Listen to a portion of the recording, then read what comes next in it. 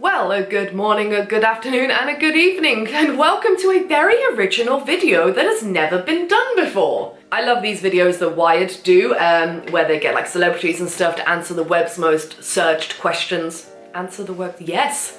I got it. Nailed it! Woo! So I thought, as a traveller with many miles, air miles, and passport stamps to their name, I thought I would answer the web's most searched travel questions for you. I was gonna put the title as Travel Expert Answers, but I mean, just to give you a laugh really, maybe I will, just to, you know, you can see it, you know, the regulars here and be like, it's hilarious, Ali. Alright, so we've gone incognito, so we don't mess up with what I've searched for before, and we are gonna start it off. I have to do it here, because I can't do it anywhere else. I have to... and then I'll come back. Don't worry, I'm not gonna leave you. Right, let's start with how to travel the world. You start with one country at a time. You start with one city at a time. It can feel really daunting, especially for people who want to travel, haven't traveled much yet, to see everything and all these places they want to go.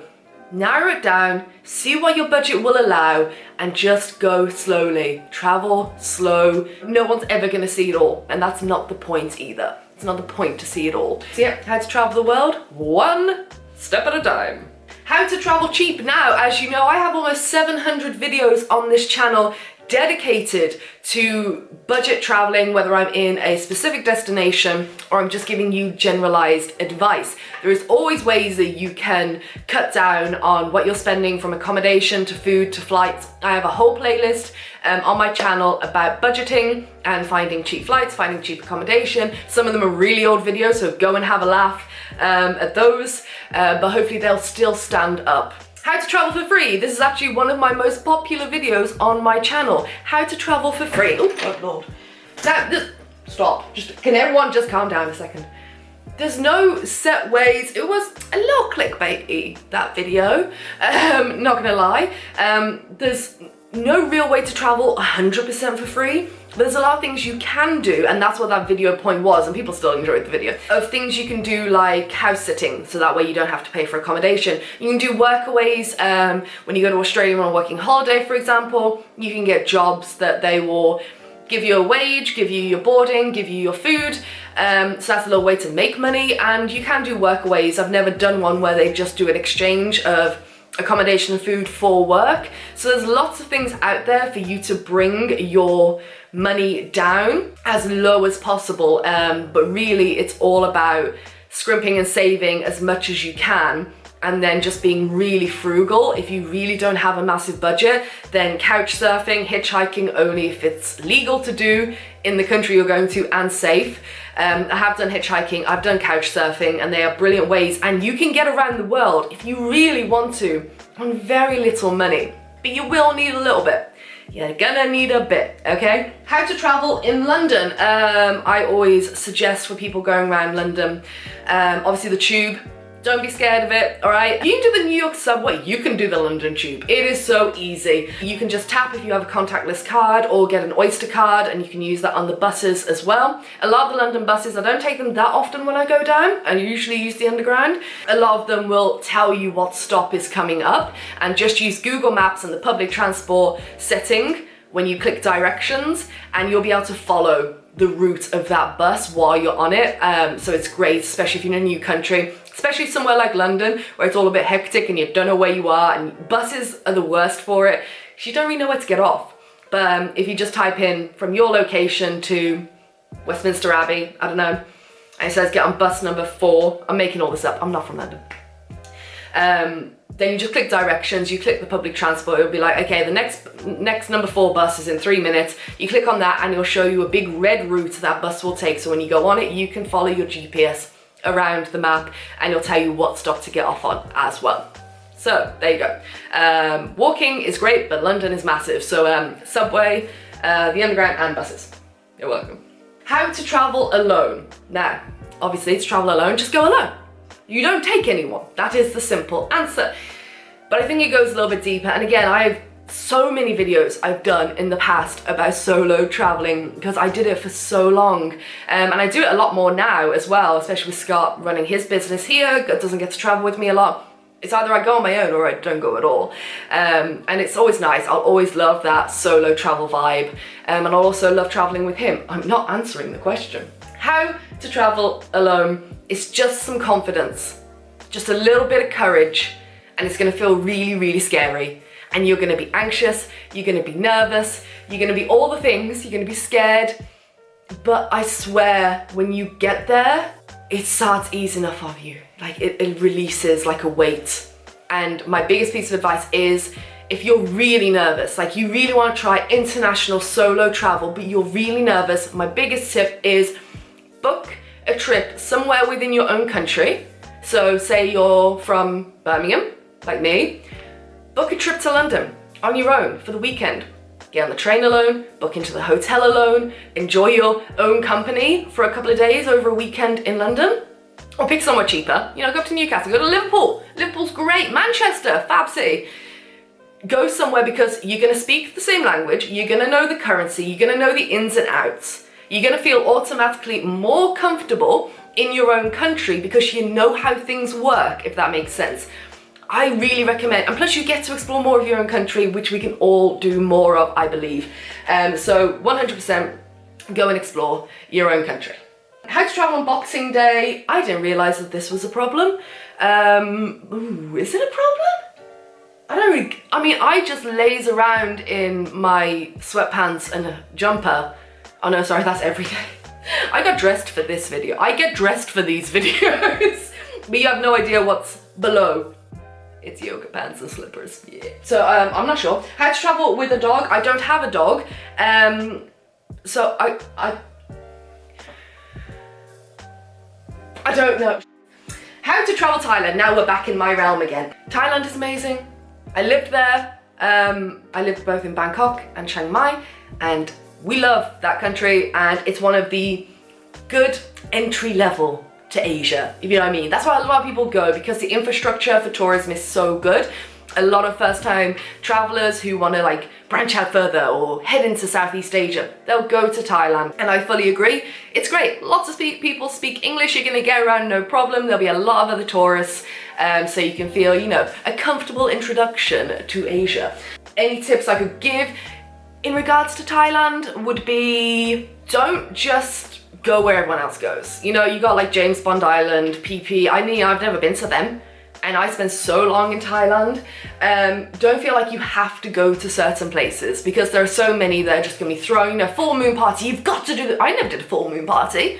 I had no interest in doing a full moon party. That's not my jam. I prefer a little pub in the back streets of Chiang Mai where you know the owner, and he sees you walking down the street and he's already got your drinks ready. Oh, Anthony, I miss you. I miss you, Anthony. That's my kind of vibe. So don't feel like you have to do all these things. You know, take time, like with every country. Explore up north as much as you can. If you like more trekking and mountains and jungle vibe, and obviously head down south. But take your time in Thailand. Don't feel like you need to do everything everyone else is doing. Woo! And I have, of course, a massive playlist of when I lived in Thailand, so there's videos galore. How to travel no money, that's the same as kind of like how to travel free, so we're gonna skip right. And how to travel around Thailand, now that's a better question. Trains, get the train. The train is so good. Domestic flights are plentiful and very cheap, but I always recommend the overnight sleeper train from Bangkok to Chiang Mai, or vice versa. You can fly up and train it down, and train it both, you know, choose you, whatever you want. But the time they say they're gonna get into Chiang Mai, because I think, have I only done it that way? I think I've done it twice that way, I think. Yeah, add like 3 hours. It just don't add times in Thailand, hilarious, don't bother. Okay, so, well, that was very good. Now, what else can we do? Why travel is important. Oh, we're gonna get really, this is gonna be a very long video. Travel will teach you more than anything you could have learned at school. And when I say that, I'm not talking if you learn biology, you know, or medicine, or psychology, or geography, or engineering. I'm talking about the life lessons it's going to teach you.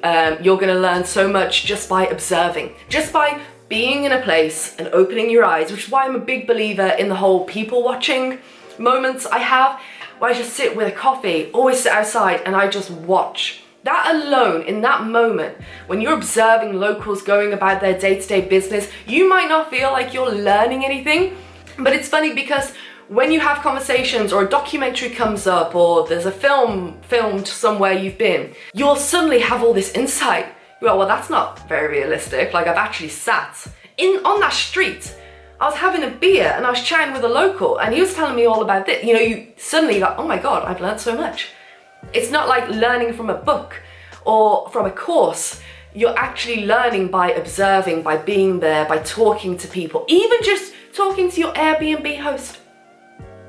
That's a lot. You will gain so much knowledge and your horizons just immediately broaden.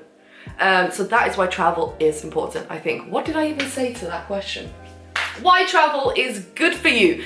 For everything I just said, but it also gives you just this, there's nothing like exploring new places, whether you come out loving or hating them. It's just like you've experienced it and you get to see the most incredible things that so many people may never see in their entire lives. And you get to share a moment, whether you're alone, with friends, with a partner, in a group tour, whatever your jam is, you get to have that moment, stood on the top of a mountain, going on the underground, the subway in New York, on your own, with so many other people rammed around you. You know, you get to be just there and present, and that is incredible. That is the most beautiful part of it. Why travel is good for your mental health? Interesting question. Now this is my realm. Watch me not come up with an answer for this. Sip of water, because I want this to be a good answer. Now, I have been very tempted to film a video entitled, "Travel Does Not Make You Happy." I'm sorry, that's the reality. Because, you know, my favorite quote, wherever you go, there you are, or whatever the quote is. You take your problems with you. After someone who lived as a nomad for like 5.5 years, trust me, your mental health problems come with you. If you want this video, like a real talk, you know, glass of wine real talk, where we sit over in the corner and get cozy and I just rant, please let me know, because I've been wondering whether to do this.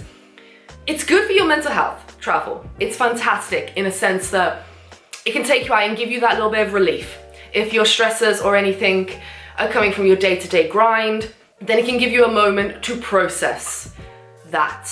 But you can't escape it because you're gonna go straight back to it. That's why a lot of us, you know, we go traveling for years. Not like I was genuinely running away from anything, but just as an example, I just won't stop traveling. And you might not think about it. What was the thing? Oh my God, I lost my train of thought. It was so beautiful, I was getting somewhere then. It's a temporary fix. So whilst it can give you this, like, so much happiness in the moment, and it does, and you'll have so many beautiful memories and excitement and just wonderful things happen when you travel. When it comes down to the real philosophical, does it make you happy? I know that's not what this question is. No, because happiness, oh, let's get real deep. Happiness comes from within you and nowhere else.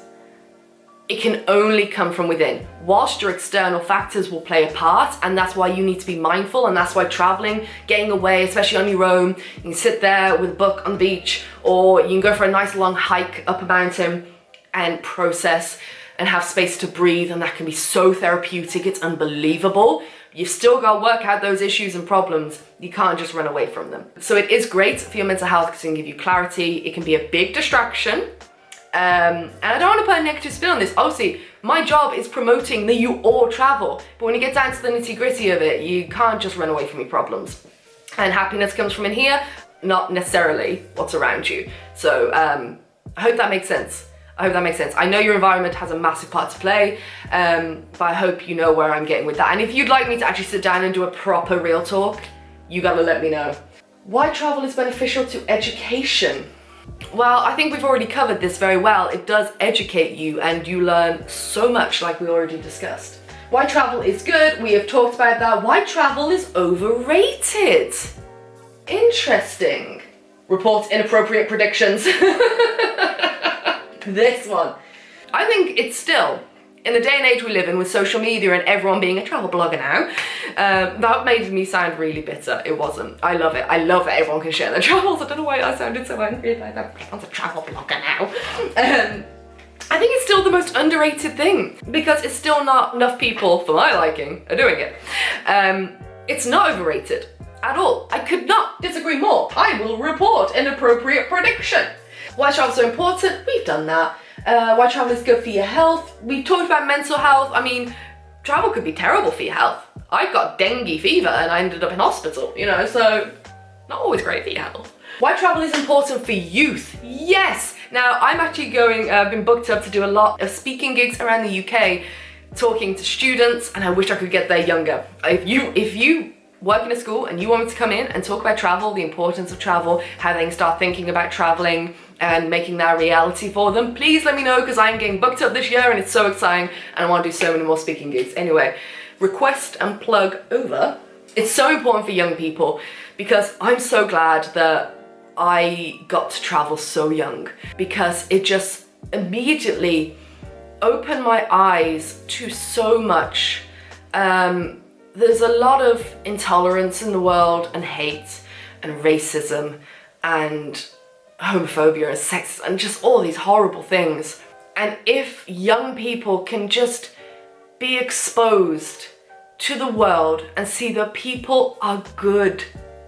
People are good from all over the world. I've met the most wonderful people from all religions, all backgrounds, people are good. And I think that alone, meeting people, going out to new places, seeing how different people live day to day, but then also connecting young people with those people in those places. And we'll all realize we're not all that different, because we're not. We're all just good people. We feel the same emotions. A smile is universal. Having that at such a young age just blows your mind and keeps it open. Because travel makes you thirsty for knowledge. Because you want to learn more, you want to know more. It's quite addictive actually. So yeah, young people should be encouraged to travel way more, way more. One more I want to do is solo travel fun. It's a ball, it's a blast, it is so much fun, but also it can be lonely, and I have done videos on that, and that's okay. You gotta learn to be alone in life sometimes, even if it's crippling. Is solo travel safe? It can be extremely safe, but you've just got to be aware, take all the precautions that you need, don't do something abroad that you wouldn't do at home, and just keep a level head. Just be smart, be street smart. If you're not gonna be, travel's gonna teach you how to be. You know, when you get your iPhone stolen because you've been leaving it on, you know, your bunk bed in your hostel and it's a bit of a dodgy area, you're gonna learn real quick. Just have something up here, you know? And research the country you're going to. Is solo travel worth it? 100%. Is solo travel weird? I want to report that inappropriate prediction. Is solo travel weird? No, it might feel weird. It might feel like the most bizarre thing you could ever do, simply because I've got to eat alone. If I want to have an alcoholic drink, like I fancy a beer, that means I've got to sit in a bar alone. Girl, that is how I meet locals. That is how I talk to locals. It's not weird. No one is gonna look at you. And a tip I always used to give, if you're nervous about the whole eating alone and drinking alone, take something to distract you that you're not gonna have to, you know, if you really are nervous about that, buy some postcards and write at them. Get a little table in the corner. You can just keep yourself to yourself and, you know, go at your own pace. Or take your journal if you're journaling or something like that. Or you've got your phone, maybe, you know, if you work, do that. Or just send some messages and some photos to some friends and family. Just have something as a little bit of a buffer, or a book. I try not to do phone so often because that can really not have you in the real world, but a book, you can almost hide behind it, but you can still take in things. You can put the book down, you can take in the surroundings. Those things you're just gonna have to get over. Honestly, that's real talk. You're gonna have to get over them, and the only way you get over them is by doing them. One more. Is solo travel boring? No, because you can go to certain cities and you've been there maybe a couple of days too long because you expected more to do and you can get a bit bored, but I don't ever really get bored. I'm like, oh, okay, there's not as much to do in this city as I could, but I always find a way to entertain myself. Always. You're in a new place. There is always somewhere you could be exploring. So no, it's not boring. Oh my God, it rhymed. Get it on a t-shirt. Let's get some merch going. All right, so I am going to leave that there. If you'd like me to do a dedicated video on any of the topics, because this is just like real rapid fire Q&A thing going out, then let me know. And also if you want that real talk on why happiness doesn't come from traveling and travel doesn't make you truly happy, then let me know that as well. It's very controversial, can't wait. And I will love you and leave you. I really hope you enjoyed this video. Like, subscribe, comment, share, all the things, bell, whatever. Camera's gonna die, gonna love, gonna leave. I'll see you in the next one. All right, bye-bye.